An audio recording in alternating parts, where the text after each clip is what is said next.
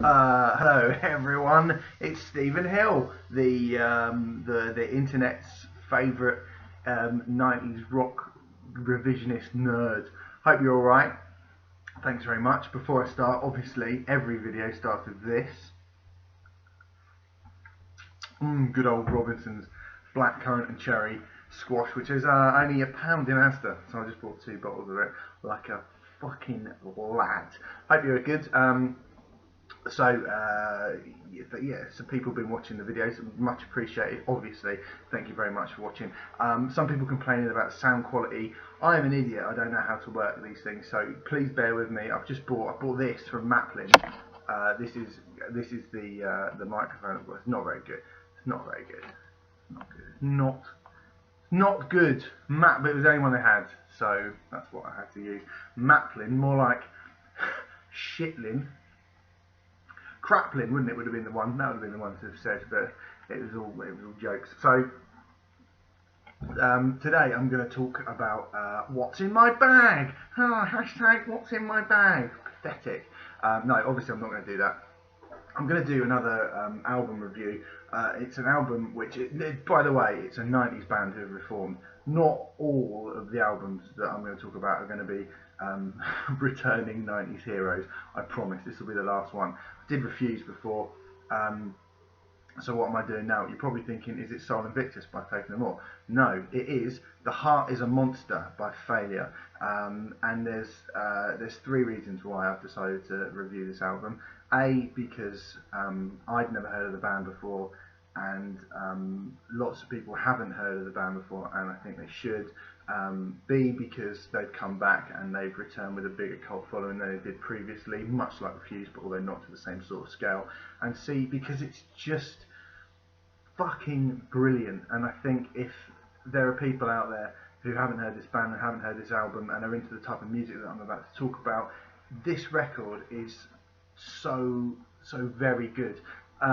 Now, Failure were a kind of '90s alternative rock band who were mostly ignored due to the oncoming grunge scene. Kind of put a stop to their rise and momentum. I think a lot of people talk about it was glam rock and then grunge killed that off. But what a lot of people don't usually talk about is the fact that the alternative rock scene of the late '80s and early '90s did chip away at the glam movement quite a lot. If you think of bands like the Pixies, if you think of bands like Big Black, if you think of Fugazi, things like that were happening. Those things were already set in motion before Nirvana broke big. So there was a lot of work going on in the underground, chipping away at those bands. Obviously, the biggest one at that time would have been Jane's Addiction. Metallica's Black Album played a really big part in taking rock music in a different direction. Of course, it did as well. Bands like Faith No More, who I mentioned earlier, they did too. The result impact of that being, I think, one of the most culturally exciting, unique, and eclectic times in music ever. If you think of those bands that were signed to major labels in the early '90s before grunge really took off, but then also before glam rock had completely gone away. If you look at people like Nine Inch Nails, if you look at Ministry, if you look at Jane's Addiction, of Faith No More, of all those bands were really bringing new sounds, new ideas, fresh ideologies into rock music at the time, and it was a very exciting time.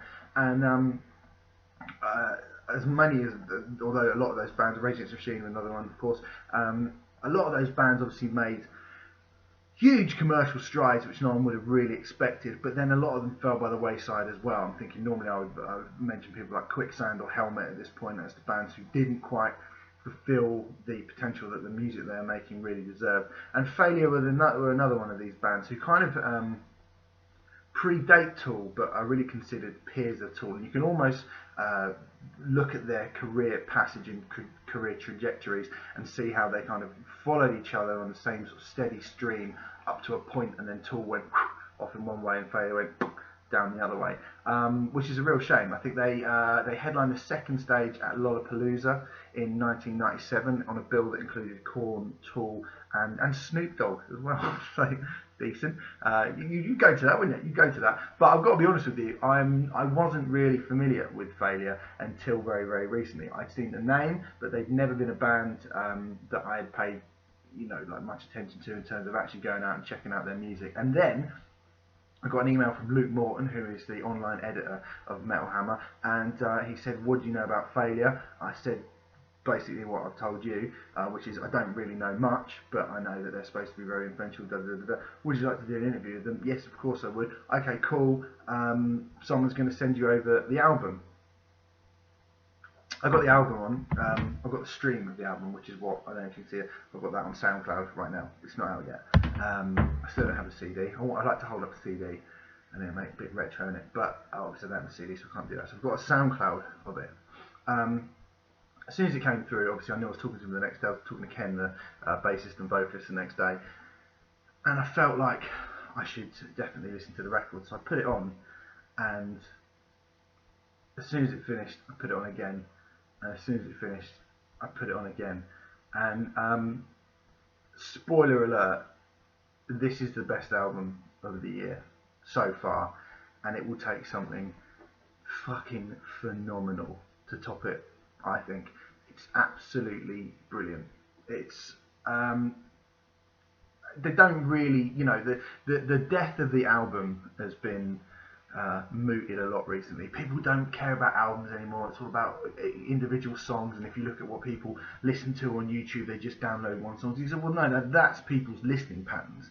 That doesn't mean the art of creating an album is dead. It's not. There's plenty of bands who still are trying to make albums, and Failure have made a comeback album here, which it kind of beggars belief that it's this good. For anyone who is waiting on the new Tool album, I suggest you stop waiting on the new Tool album and go and get this instead. It's a brilliant album. I said this to Amit Sharma, my friend Amit, who used to do the Metal Hammer podcast with me, and Amit went, "Oh yeah, I like it, but it's basically just Tool meets Soundgarden, isn't it?"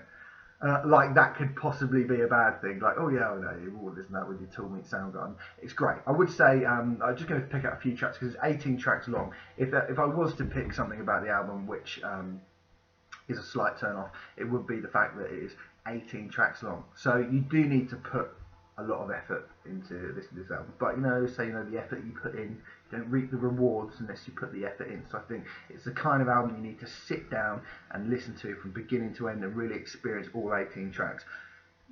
Do you have the patience or the time or inclination to sit down and listen to 70 minutes worth of music in one sitting?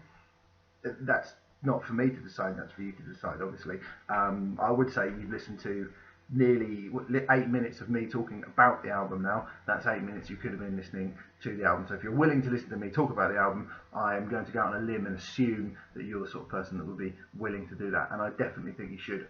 There's a lot of instrumental kind of ambient passages between songs, so it's not necessarily 18 songs, it's 18 kind of ideas and movements, I suppose you'd call them, overtures. There are little bits that seep into tracks that are kind of a minute and a half long that seep from one track into the next, and it gives it a real fluid feel. Like, it never feels like the album stops. Sometimes you can listen to a record and it'll get to track 3 and then it'll stop and you can go, well, I'll come back and listen to that later. There's no real doing that with this album. It flows so coherently that you just have to put it on from the first moment and wait until the last moment bleeds out. If I was to pick standout tracks, I'm kind of loath to do that because I really think that it feels like a one coherent piece of work. But if I was to pick out, there's a few. The first track you can see the video for, actually it's called Hot Traveller, and that's got a really great kind of Tool-esque bass line, and really catchy. I think one of the themes throughout this whole thing, when I spoke to Ken, as I said, the lead singer, he told me they were massively influenced by post-punk British bands from the early 80s, and you can hear lots of different influences on this album. But if you're a fan of The Cure, if you're a fan of Killing Joke, if you're a fan of early Echo and the Bunnymen, there's a real sort of sense of that swirling, grandiose, quite wide open soundscapes and spaces. It's all about the space in between the music, and it's quite heavy, and it's a heavy record as well. And when I say heavy, I'm not talking about not really talking about heavy sonically. I'm just talking about heavy in terms of the emotional weight behind everything that goes on in this album.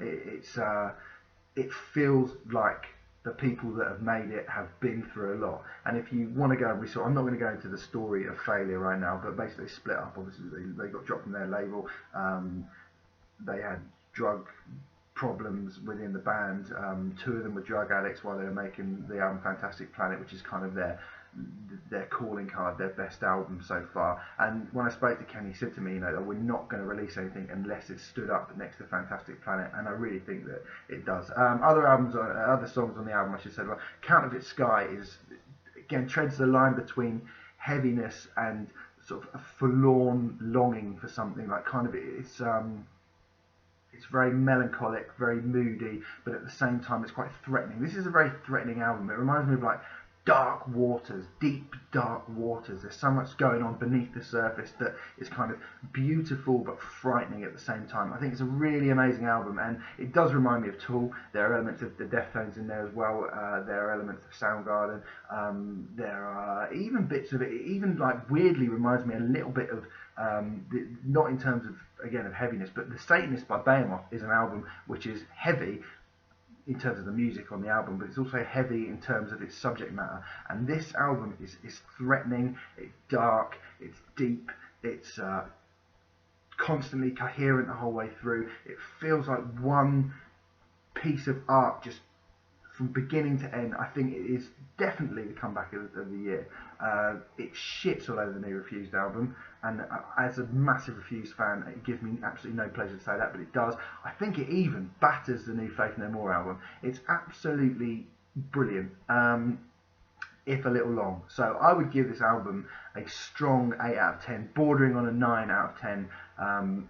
Purely and simply, the only thing that stopped me from giving it a full 9 would be the fact that this is a commitment of a record.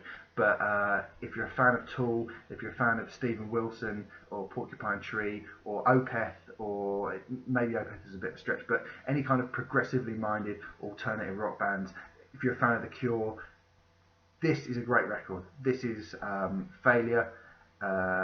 What's it called? Let me just double check what it's called. It's called The Heart is a Monster. You should remember that. The Heart is a Monster by Failure. One of the best albums of the year, without any shadow of a doubt. Stick some stuff in the comments section. Stick some stuff in the comments section. Let me know if you want to listen to it, if you've heard it, if you know anything about the band, if there's anything else you'd like me to review.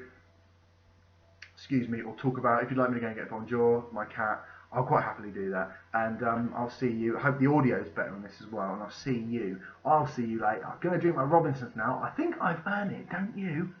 Yes.